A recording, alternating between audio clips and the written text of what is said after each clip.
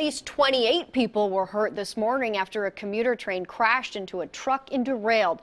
The train was headed into Los Angeles, and officials say the train was going about 80 miles an hour and that the conductor had tried to slow down after seeing the truck on the tracks. Authorities say someone abandoned the truck and that the driver was found several miles away after the crash. The conductor of the train noticed the car early and the flashing lights and was able to establish the emergency protocol early, emergency braking early.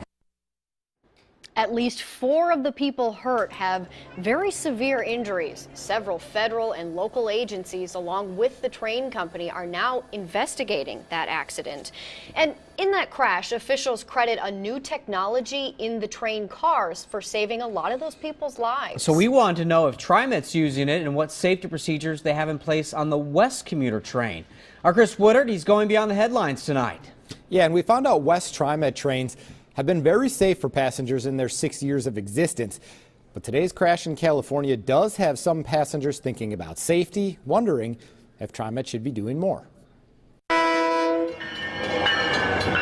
Every weekday, about 2,000 people hop on and ride the commuter train between Beaverton and Wilsonville. Every day. For some TriMet West train riders, safety is always a thought. I don't know if I'd want to be on these trains and whatnot. Look at the debris, the smoldering debris there. For others, it takes a crash like this one near Los Angeles to make them think about their safety. You get on and you think that's it's pretty much in their hands. As bad as this crash appears, dozens hurt, there have been no deaths reported at this point.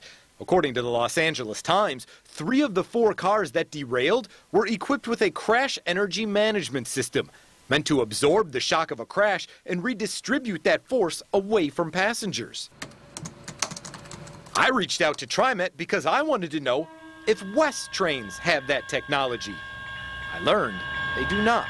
TriMet might want to take that into consideration. But a spokesperson tells me the West cars do meet a federal crash worthiness standard. She says that requires very heavy, strong, and robust frames. The West seems safer because of the way it's built and how big it is. And I found there have been collisions.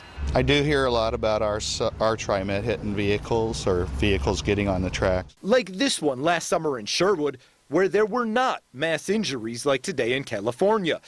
I learned TriMet also has a signal system in place that would automatically stop a train if there is another train in the same line section. And they are currently expanding an automatic train control system that will be fully in place by January 1st of 2016.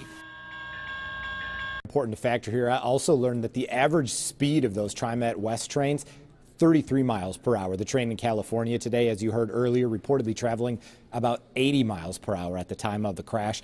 I also reached out to Amtrak today to ask about their safety features on their trains. I have not heard back. Jennifer and Dan.